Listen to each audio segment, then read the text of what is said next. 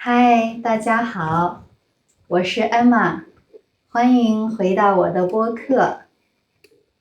最近终于凉快下来了，气温也降低了很多，终于到了秋高气爽的季节了，就很开心。那我上周呢去剪了个头发。因为前段时间特别热，就一直不愿意出门，所以头发就长得很长了。但是实在有点受不了了，不太容易打理，所以就约了一家新的理发店去剪了一下。怎么样？是不是清爽多了？我还挺喜欢这个新的头型的，大家觉得怎么样啊？今天呢，接着跟大家聊一聊我住过的国家——法国篇。其实，关于法国的内容，跟前2次一起已经录完了，但是法国这个部分呢，收音没有收进来，所以今天重新录一遍。那我们就开始吧。说起法国，大家的第一印象是什么呢？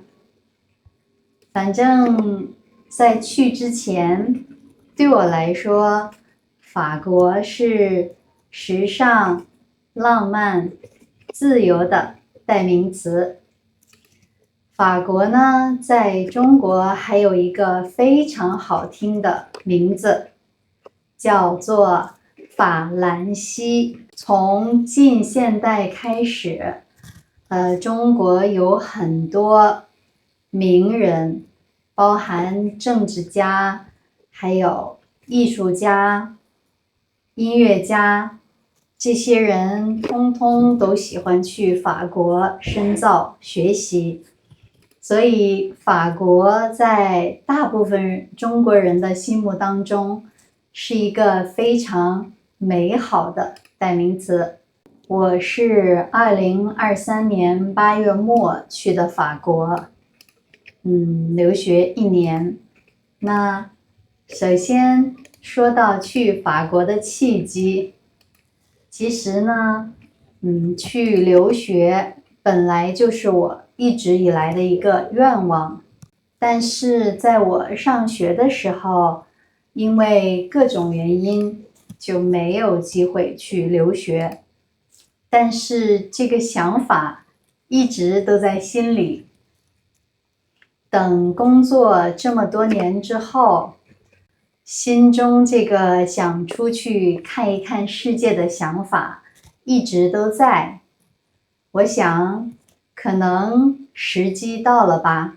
从毕业以来，一直持续不断的在工作，好像也有点疲倦了，所以刚好想趁着这个机会休息一下，重新回到学生的状态。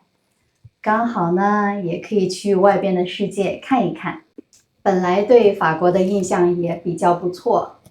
时尚的中心，对吧？还有世界著名的旅游景观，巴黎铁塔啦，卢浮宫，还有戛纳电影节，所以法国还是非常充满魅力的一个国家。而且呢，法国的时尚和奢侈品行业做得也非常好。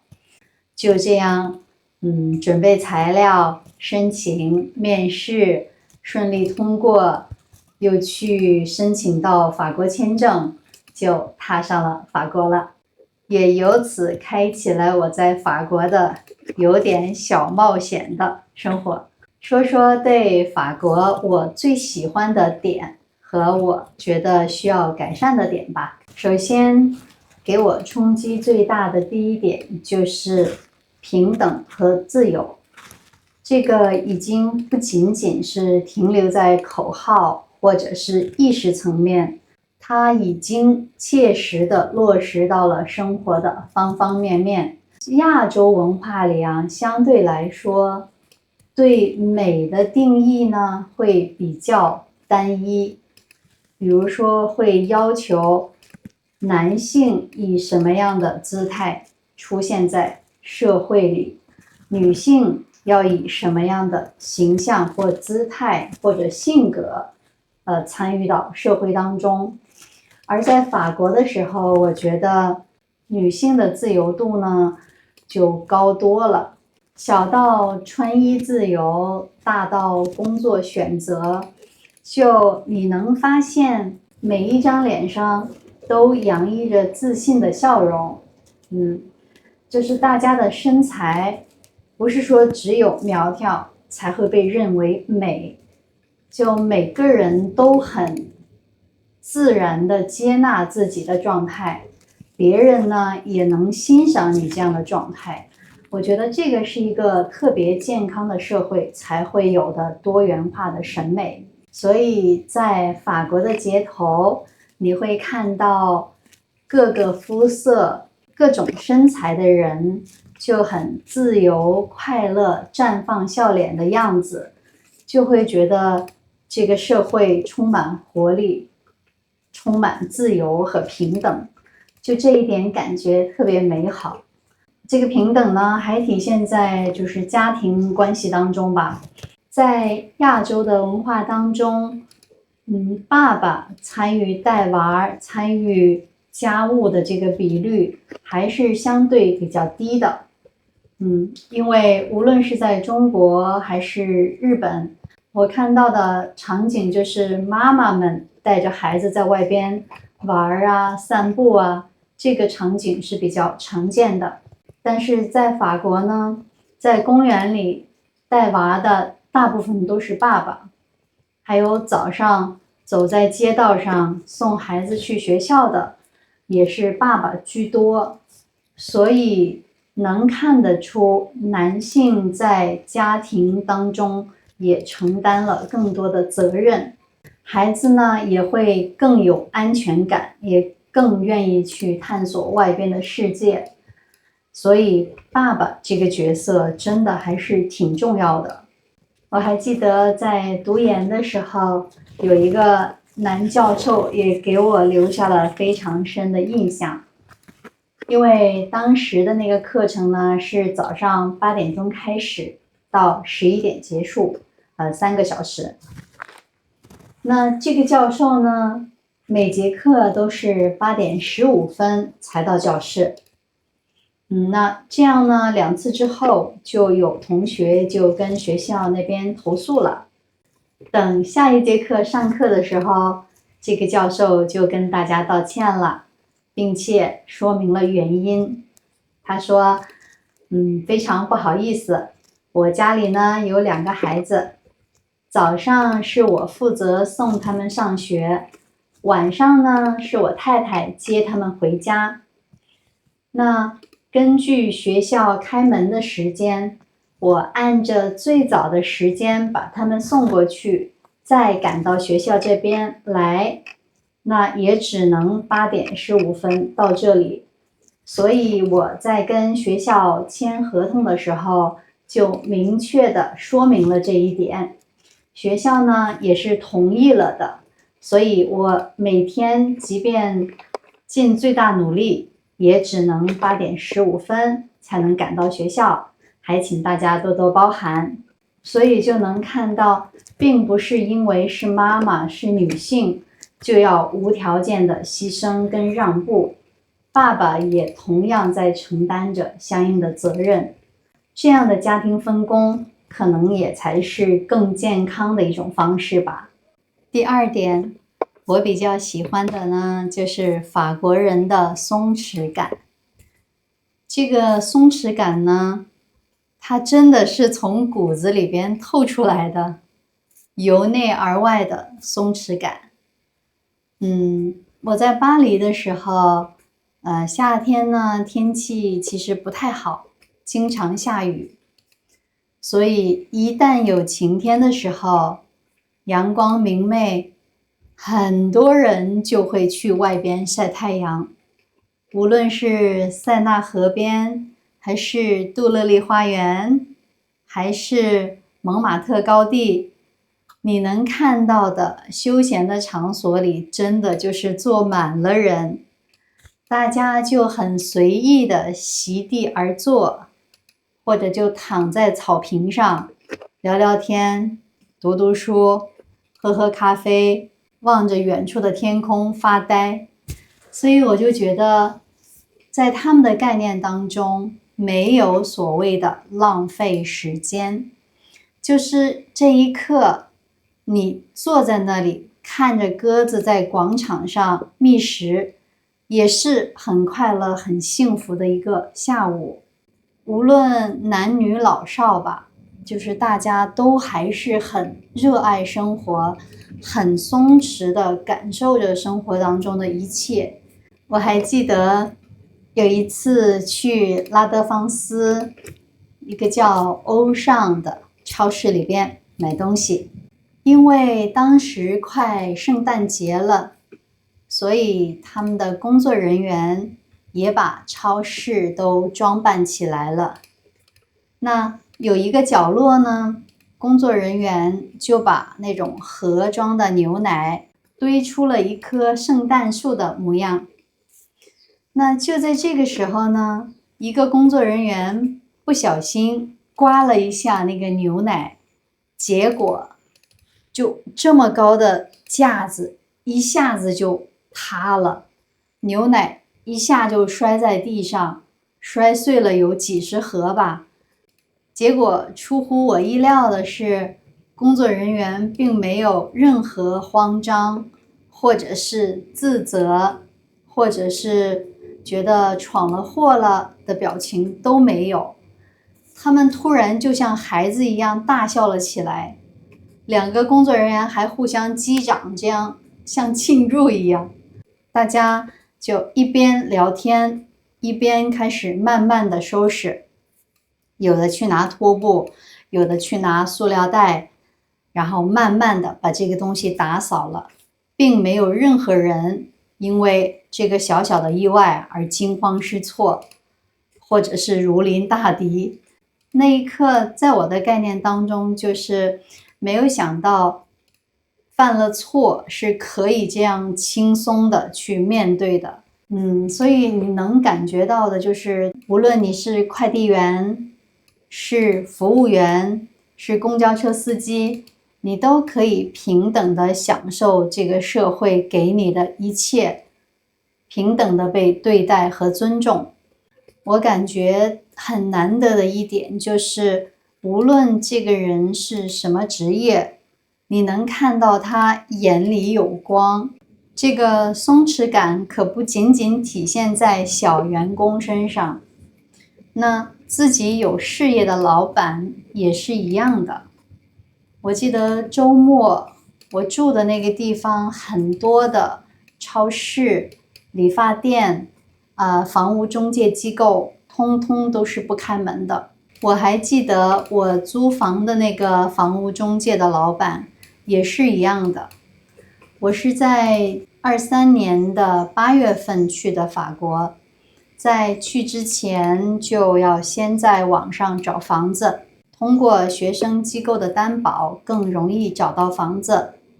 那我看了很多家之后，终于选中了一个，离我的学校也比较近，离市中心也比较方便。那我就给他发邮件了，发完邮件差不多他1个星期才回复我，说好的，收到了，那稍后我们会整理一下合同发给你，你签字之后再用邮件发给我们就可以了。我就等了1周之后，没有收到他给我发的合同。后边我就赶紧又发了一封邮件催他说，上周说好了的，你会发合同给我，但我现在还没有收到。2周过去之后，我又发了一封邮件，他在第3周才回复我说，我们的老板现在在度假，你的合同呢，肯定是没有问题的，你可以放心。等他休假回来，我们就给你发合同。后边就是前前后后，我刚好等了1个月，他们才最终发给了我合同。我签完之后发回去，那个时候离我开学已经只有2周了。我当时真的特别着急焦虑，因为很担心这个房子一旦出了什么问题，我一个人去到法国没有地方住可怎么办？毕竟人生地不熟的，法语还不够好，所以就很焦虑。但是对方呢，就可以放着生意都不做，可以去度假3周，就完全不回复邮件。等我到了那边之后呢，他也不着急收我的房租，我都住了半个月，他还是不来收房租。我没办法，就给他发邮件，问他这个房租要怎么付。我住的那栋楼呢，一共有3层，差不多30几个房间。1楼呢有这个前台的工作人员，但他们也真的就是严守8小时的工作制，到点就下班，找不到人也不接电话。我就一次次跑到前台去问，说这个房租要怎么付呢？我交多少呀？有没有账号呀？这样不断的去催促，后边他们才提供给我一个账号，我这样把钱打进去。所以能看出来，他们真的就是很松弛，只是去享受生活、去度假，绝对是很重要、很重要的一部分。那说说我不太喜欢的方面吧。第一个呢，就是罢工。我还记得有一次放假，我们几个小伙伴一起约好了去意大利的那不勒斯旅游。我们本来定的是从巴黎直飞到那不勒斯，也预约好了民宿，就万事俱备了。在出发的前一天下午，才收到通知说，空乘人员还是机场的工作人员选择罢工1天，刚好就是我们第2天要乘坐的飞机被取消了。他能做的补偿呢，也仅仅就是退款而已，没有其他的补偿。那我们几个小伙伴接到通知的时候，就赶紧订最快的机票，能到那个地方的。因为它毕竟是1天的飞机都取消了嘛，所以在第2天、第3天比较临近的日子，所有机票都已经卖完了，完全买不到机票。后来我们商量了一下，只能通过转机，先从巴黎飞到罗马，再从罗马飞到那不勒斯，这样中间多中转了1次，才晚了1天顺利到达那不勒斯。因为罢工，我们没能及时到达那个民宿，所以当天晚上的费用呢，也只能由我们来承担。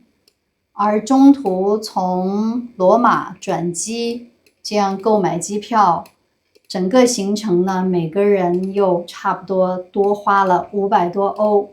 这个罢工有的时候真的来得很突然，就能切实感受到你的生活是被影响了的。这当然也是大家罢工的目的，就是要影响到你的客户，让客户有诸多不满，那这样公司呢才能让步去跟他们谈判。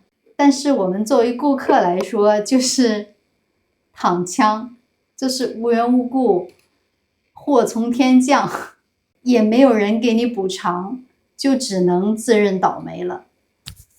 所以我还真的挺怕法国的各种罢工的。第2点呢，就是行政效率太低了。在法国的留学生是可以申请房补的，他会根据你租的这个房子的情况，还有你个人的经济情况，给你每个月一定金额的补贴。那房补差不多能从100多欧到300多欧之间吧。所以我到了法国之后呢，就第1个月就开始抓紧申请房补了。那他要的各种手续准备齐全，提交之后，这个房补下来之后呢，也已经是3个月之后了。但是比较好的地方呢，就是他前边你应该得到的，他都会一次性的补给你。这个倒还是挺好的一点。我的同学有的是10个月了，还没有拿到房补。他一次次的发邮件，根据对方的要求不断的提供补充材料，最后被逼得没办法，人都去现场了。这样在10个月之后，他终于一次性拿到了房补。他说整个战线太长了，再久一点的话，我都快毕业了。好在最后一次性都拿到了。法国的这个行政效率真的还是挺低的。我看不少在法国住的外国人，甚至法国人自己也在吐槽，说行政效率太低了，经常就是3、5个月、1年才能解决一个事情。这个就跟我刚刚说到的硬币的2面应该是一致的吧，就是因为每个人都比较松弛，所以也可能导致效率就没有办法提高。关于法国呢，我生活的地方是巴黎，它有着非常光鲜亮丽的一面，但是呢，某个街区又特别的脏乱差，所以有一个词叫做巴黎综合症，大家听说过吗？就是没有到过法国的人对它的想象是繁华、现代，有历史，然后奢侈，就是一个闪闪发光的那样的存在。到了之后呢，因为跟想象差别还是有点大，所以就会有一种巨大的冲击，甚至会觉得有点头晕，有点眩晕。这个感觉就叫做巴黎综合症。我觉得我应该也是轻微的吧，有一些，但是它无论怎么说，它可能有凌乱，有比较脏、比较差的地方，但同时呢，它本身又确实是闪闪发光的存在。我觉得这也正是巴黎的魅力所在吧。所以法国还是挺有魅力、挺特别的一个存在。